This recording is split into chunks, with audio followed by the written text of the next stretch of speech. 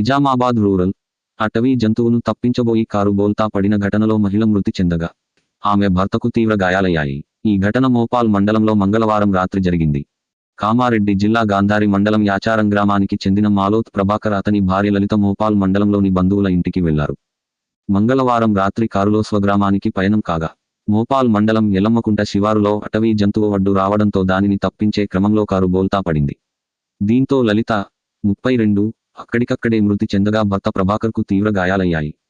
క్షతగాత్రుడిని జిల్లా కేంద్రంలోని జనరల్ ఆస్పత్రికి తరలించారు. మోపాల్ పోలీసులు బుధవారం ఉదయం ఘటనా స్థలాన్ని పరిశీలించారు. అయితే కారు ప్రమాద ఘటనపై మృతురాలి బంధువులు అనుమానం వ్యక్తం చేస్తున్నారు.